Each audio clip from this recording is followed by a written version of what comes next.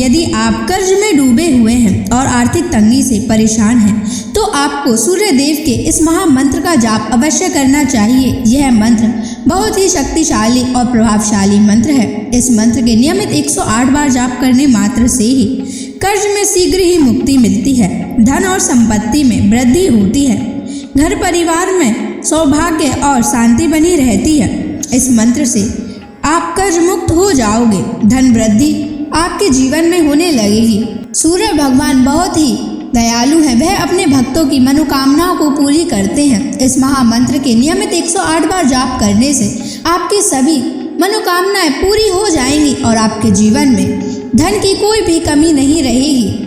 आप अपने जीवन में उन्नति प्राप्त करेंगे, आपको हमेशा सफलता ही प्राप्त होगी। इसलिए प्यारे भक्तों, इस मंत्र को साधारण समझने की गलती बिल्कुल भी ना करें। यह मंत्र बहुत ही प्रभावशाली मंत्र है। इस मंत्र का प्रभाव तुरंत ही दिखाई देने लगता है। अगर आप सच्ची श्रद्धा के साथ इस मंत्र का नियमित 108 बार जाप करेंगे तो आपका जीवन खुशियों से भर जाएगा और आपके जीवन में कभी भी धन की कमी नहीं आएगी। इसलिए प्यारे भक्तों, इस मंत्र का नियमित 108 बार जाप करें और पूरी श्रद्धा के साथ करें। अगर आप सूर्य देव का आशीर्वाद प्राप्त करना चाहते हैं तो इस वीडियो को लाइक और चैनल को सब्सक्राइब जरूर कर दीजिए और कमेंट बॉक्स में जय सूर्य देव अवश्य लिख दीजिए। तो चलिए भक्तों, मंत्र का जाप करना प्रारंभ करते हैं। ओम ह्रीं श्रीं सूर्याय सहस्र तेजसे महाधन प्रदायकाय नमः। ओम ह्रीं श्रीं सूर्याय सहस्र तेजसे महाधन प्रदायकाय नमः। ओम ह्रीं श्रीं सूर्याय सहस्र तेजसे महाधन प्रदायकाय नमः। ओम ह्रीं श्रीं सूर्याय सहस्र तेजसे महाधन प्रदायकाय नमः। ओम ह्रीं श्रीं सूर्याय सहस्र तेजसे महाधन प्रदायकाय नमः।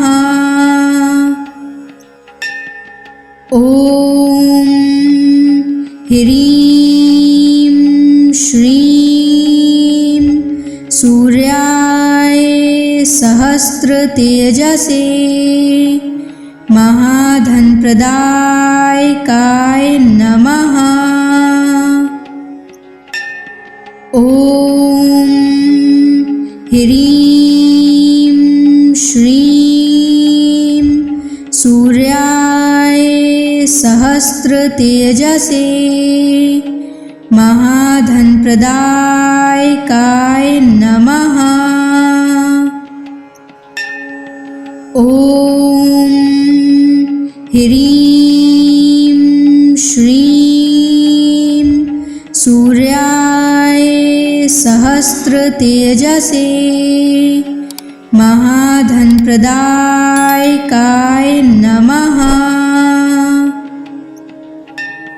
ओम ह्रीं श्रीं सूर्याय सहस्र तेजसे महाधन प्रदायकाय नमः।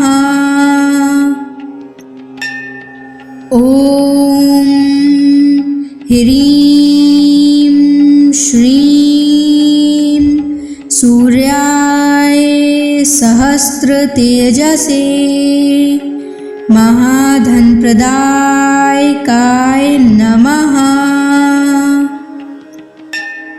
ॐ ह्रीं श्रीं सूर्याय सहस्रतेजसे महाधनप्रदायकाय नमः। ॐ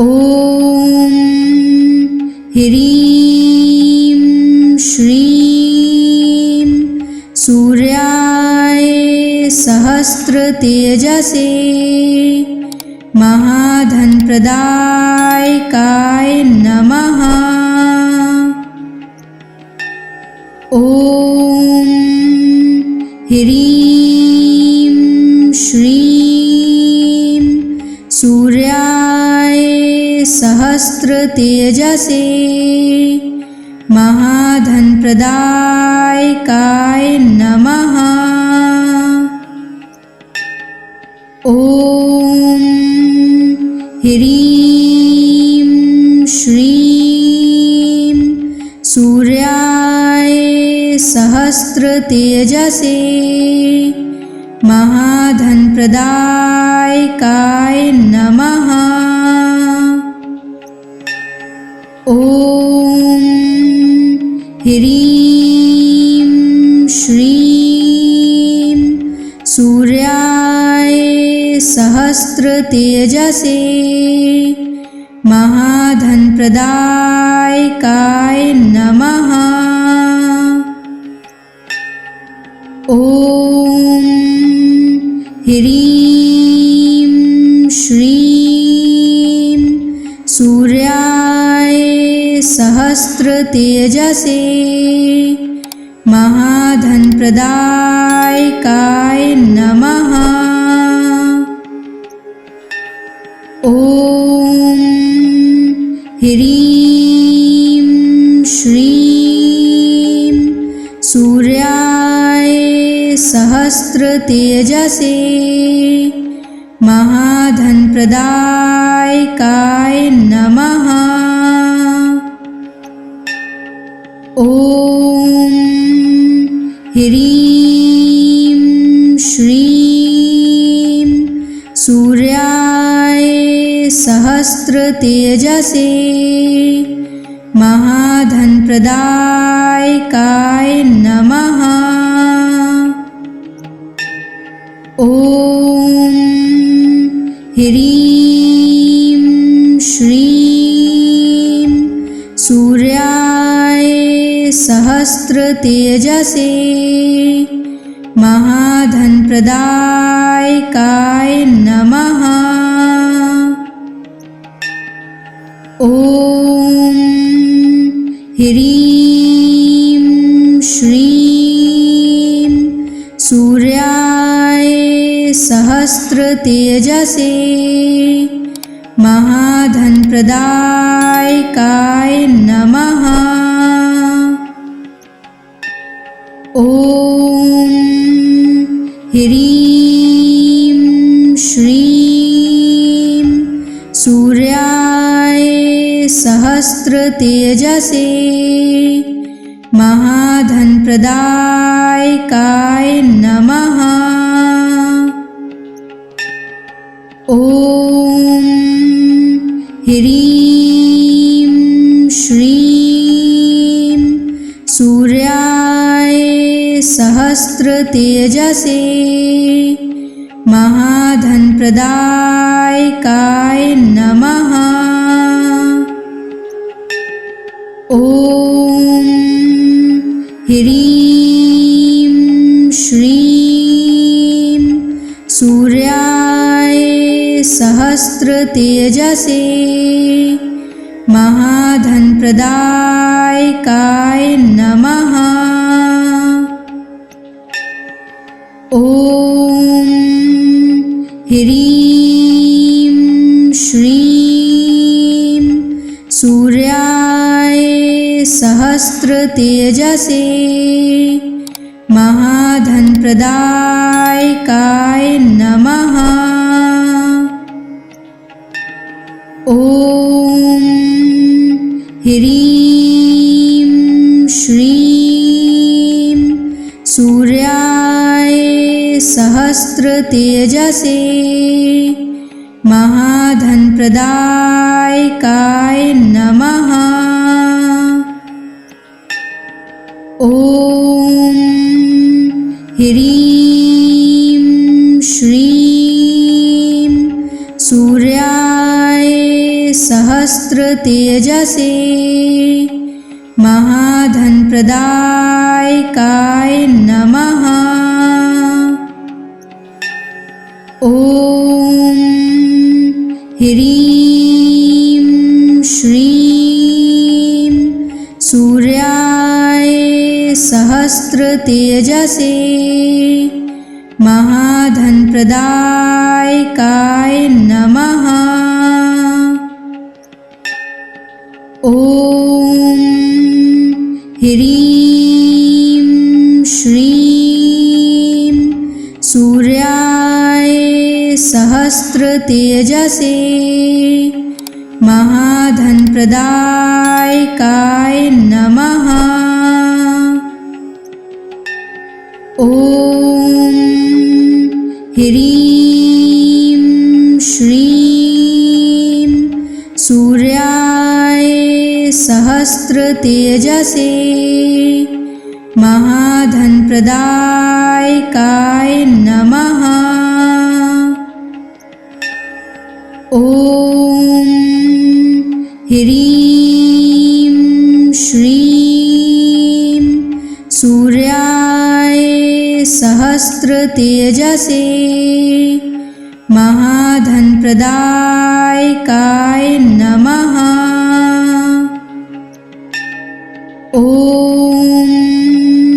ह्रीं श्रीं सूर्याय सहस्रतेजसे महाधनप्रदायकाय नमः। ॐ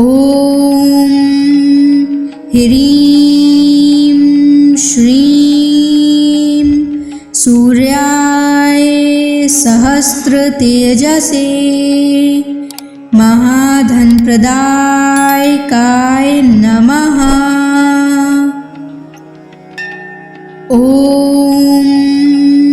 ह्रीं श्रीं सूर्याय सहस्रतेजसे महाधनप्रदायकाय नमः। ॐ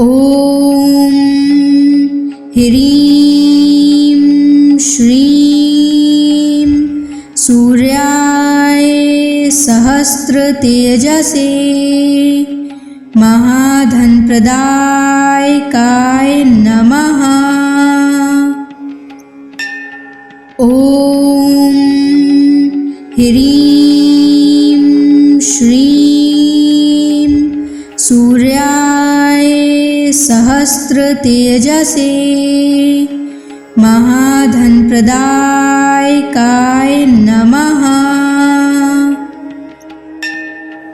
ॐ ह्रीं श्रीं सूर्याय सहस्रतेजसे महाधनप्रदायकाय नमः। ॐ ह्रीं श्रीं सूर्याय सहस्रतेजसे महाधनप्रदायकाय नमः। ॐ ह्रीं श्रीं सूर्याय सहस्रतेजसे महाधनप्रदायकाय नमः। ॐ ह्रीं श्रीं सूर्याय सहस्त्रतेजसे महाधनप्रदायकाय नमः।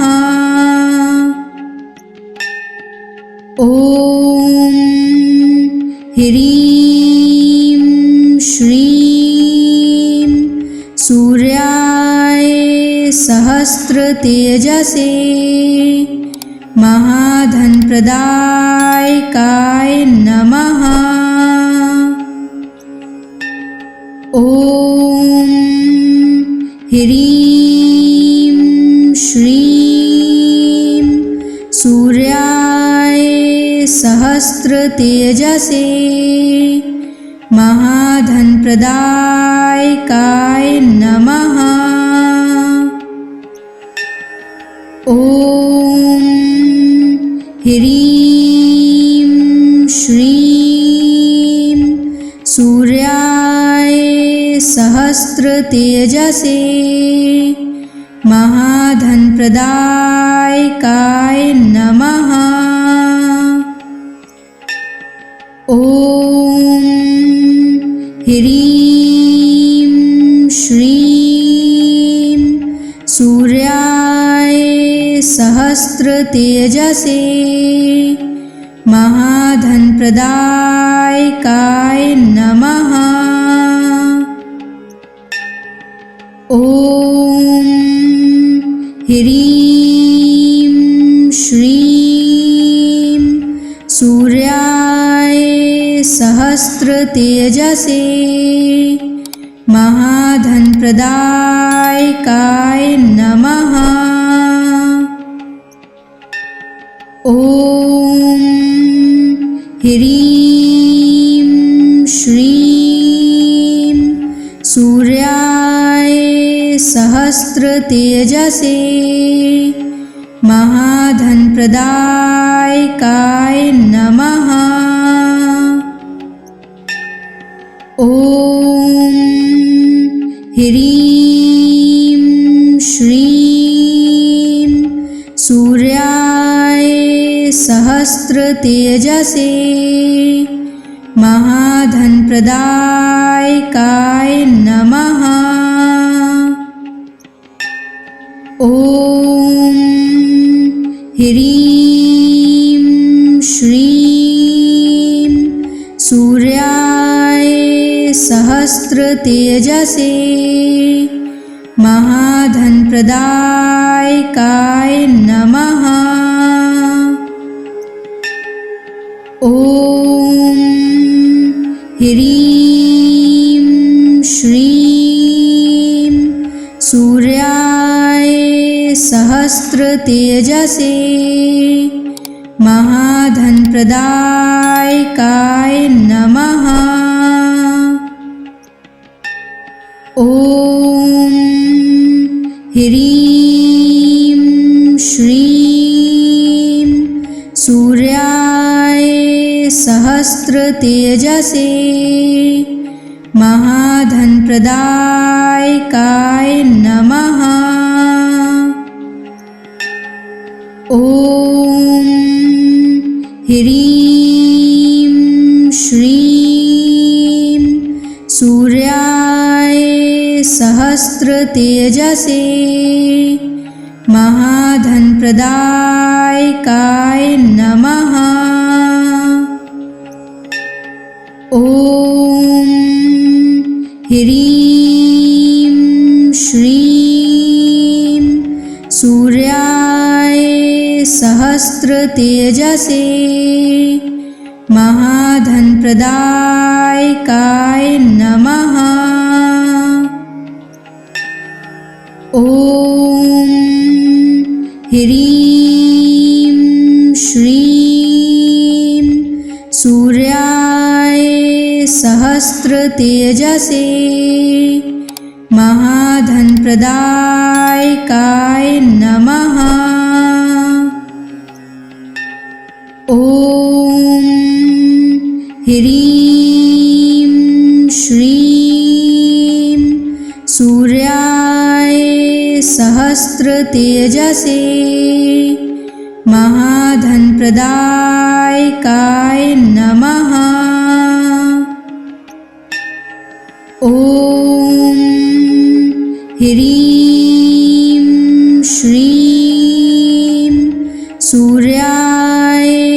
सहस्रतेजसे महाधनप्रदायकाय नमः। ॐ ह्रीं श्रीं सूर्याय सहस्रतेजसे महाधनप्रदायकाय नमः। ॐ ह्रीं श्रीं सूर्याय सहस्रतेजसे महाधनप्रदायकाय नमः। ॐ ह्रीं श्रीं सूर्याय सहस्रतेजसे महाधनप्रदायकाय नमः। ॐ ह्रीं श्रीं सूर्याय सहस्रतेजसे महाधनप्रदायकाय नमः। ॐ ह्रीं श्रीं सूर्याय सहस्रतेजसे महाधनप्रदायकाय नमः। ॐ ह्रीं श्रीं सूर्याय सहस्रतेजसे महाधनप्रदायकाय नमः। ॐ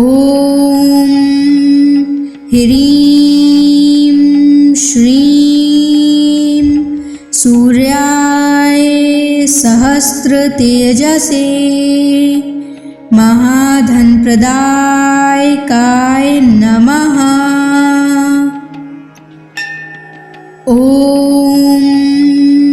ह्रीं श्रीं सूर्याय सहस्रतेजसे महाधनप्रदायकाय नमः। ॐ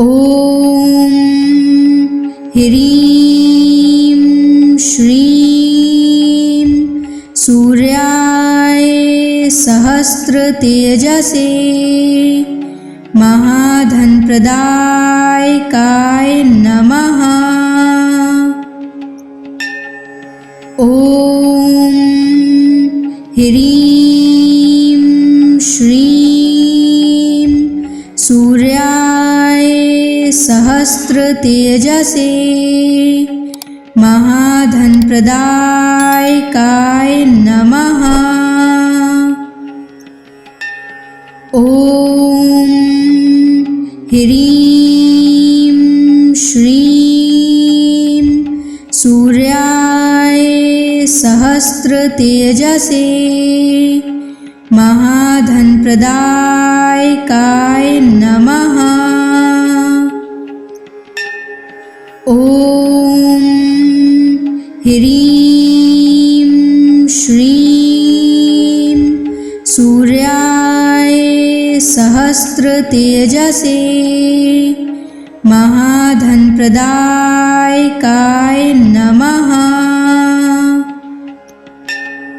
ॐ ह्रीं श्रीं सूर्याय सहस्रतेजसे महाधनप्रदायकाय नमः। ॐ ह्रीं श्रीं सूर्याय सहस्रतेजसे महाधनप्रदायकाय नमः। ॐ ह्रीं श्रीं सूर्याय सहस्रतेजसे महाधनप्रदायकाय नमः। ॐ ह्रीं श्रीं सूर्याय सहस्रतेजसे महाधनप्रदायकाय नमः। ॐ ह्रीं श्रीं सूर्याय सहस्रतेजसे महाधनप्रदायकाय नमः। ॐ ह्रीं श्रीं सूर्याय सहस्रतेजसे महाधनप्रदायकाय नमः। ॐ ह्रीं श्रीं सूर्याय सहस्रतेजसे महाधनप्रदायकाय नमः। ॐ ह्रीं श्रीं सूर्याय सहस्रतेजसे महाधनप्रदायकाय नमः। ॐ ह्रीं श्रीं सूर्याय सहस्रतेजसे महाधनप्रदायकाय नमः। ॐ ह्रीं श्रीं सूर्याय सहस्रतेजसे महाधनप्रदायकाय नमः। ॐ ह्रीं श्रीं सूर्याय सहस्रतेजसे महाधनप्रदायकाय नमः। ॐ ह्रीं श्रीं सूर्याय सहस्रतेजसे महाधनप्रदायकाय नमः। ॐ ह्रीं श्रीं सूर्याय सहस्रतेजसे महाधनप्रदायकाय नमः। ॐ ह्रीं श्रीं सूर्याय सहस्रतेजसे महाधनप्रदायकाय नमः। ॐ ह्रीं श्रीं सूर्याय सहस्रतेजसे महाधनप्रदायकाय नमः। ॐ ह्रीं श्रीं सूर्याय सहस्रतेजसे महाधनप्रदायकाय नमः। ॐ ह्रीं श्रीं सूर्याय सहस्रतेजसे महाधनप्रदायकाय नमः। ॐ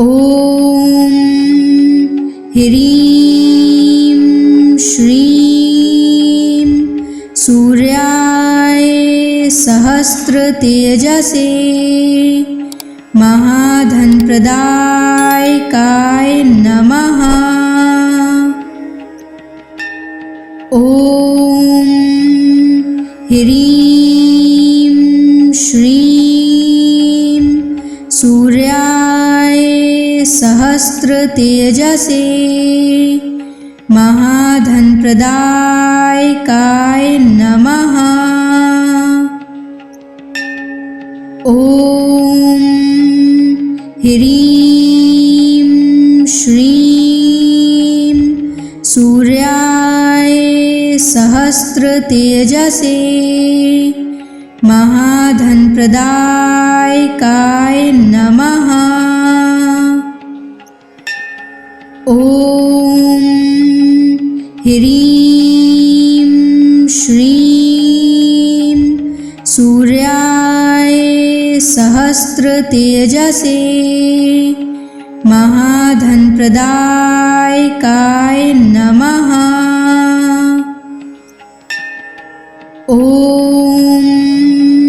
ह्रीं श्रीं सूर्याय सहस्रतेजसे महाधनप्रदायकाय नमः।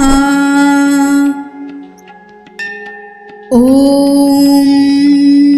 ह्रीं श्रीं सूर्याय सहस्रतेजसे महाधनप्रदायकाय नमः। ॐ ह्रीं श्रीं सूर्याय सहस्रतेजसे महाधनप्रदायकाय नमः। ॐ ह्रीं श्रीं सूर्याय सहस्रतेजसे महाधनप्रदायकाय नमः। ॐ ह्रीं श्रीं सूर्याय सहस्रतेजसे महाधनप्रदायकाय नमः। ॐ ह्रीं श्रीं सूर्याय सहस्रतेजसे महाधनप्रदायकाय नमः। ॐ ह्रीं श्रीं सूर्याय सहस्रतेजसे महाधनप्रदायकाय नमः। ॐ ह्रीं श्रीं सूर्याय सहस्रतेजसे महाधनप्रदायकाय नमः। ॐ ह्रीं श्रीं सूर्याय सहस्रतेजसे महाधनप्रदायकाय नमः। ॐ ह्रीं श्रीं सूर्याय सहस्रतेजसे महाधनप्रदायकाय नमः। ॐ ह्रीं श्रीं सूर्याय सहस्रतेजसे महाधनप्रदायकाय नमः। ॐ ह्रीं श्रीं सूर्याय सहस्रतेजसे महाधनप्रदायकाय नमः। ॐ ह्रीं श्रीं सूर्याय सहस्रतेजसे महाधनप्रदायकाय नमः। ॐ ह्रीं श्रीं सूर्याय सहस्रतेजसे महाधनप्रदायकाय नमः। ॐ ह्रीं श्रीं सूर्याय सहस्रतेजसे महाधनप्रदायकाय नमः। ॐ ह्रीं श्रीं सूर्याय सहस्रतेजसे महाधनप्रदायकाय नमः। ॐ ह्रीं श्रीं सूर्याय सहस्रतेजसे महाधनप्रदायकाय नमः। ॐ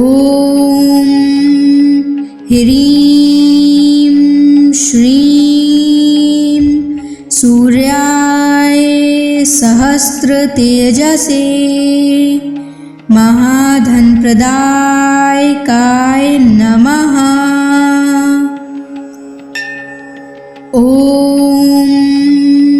ह्रीं श्रीं सूर्याय सहस्रतेजसे महाधनप्रदायकाय नमः।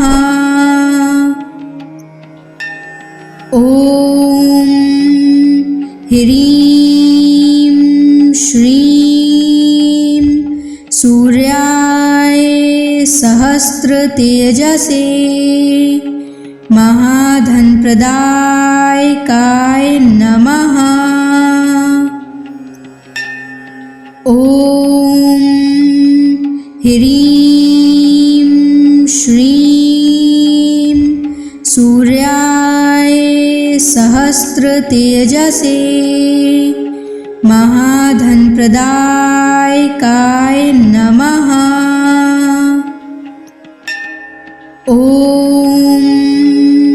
ह्रीं श्रीं सूर्याय सहस्रतेजसे महाधनप्रदायकाय नमः। ॐ ह्रीं श्रीं सूर्याय सहस्रतेजसे महाधनप्रदायकाय नमः। ॐ ह्रीं श्रीं सूर्याय सहस्रतेजसे महाधनप्रदायकाय नमः। ॐ ह्रीं श्रीं सूर्याय सहस्रतेजसे महाधनप्रदायकाय नमः। ॐ ह्रीं श्रीं सूर्याय सहस्रतेजसे महाधनप्रदायकाय नमः। ॐ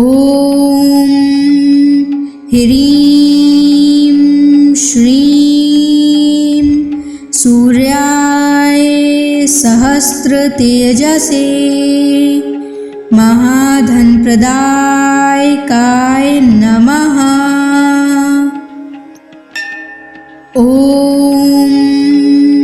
ह्रीं श्रीं सूर्याय सहस्रतेजसे महाधनप्रदायकाय नमः। ॐ ह्रीं श्रीं सूर्याय सहस्रतेजसे महाधनप्रदायकाय नमः। ॐ ह्रीं श्रीं सूर्याय सहस्रतेजसे महाधनप्रदायकाय नमः। ॐ ह्रीं श्रीं सूर्याय सहस्रतेजसे महाधनप्रदायकाय नमः। ॐ ह्रीं श्रीं सूर्याय सहस्रतेजसे महाधनप्रदायकाय नमः। ॐ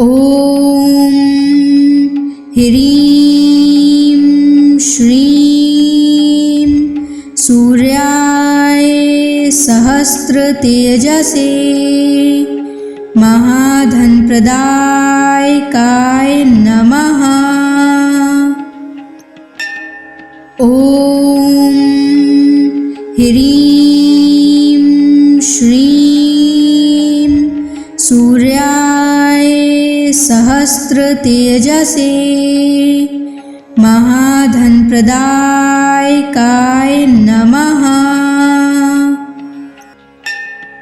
ॐ ह्रीं श्रीं सूर्याय सहस्रतेजसे महाधनप्रदायकाय नमः। ॐ ह्रीं श्रीं सूर्याय सहस्रतेजसे महाधनप्रदायकाय नमः। ॐ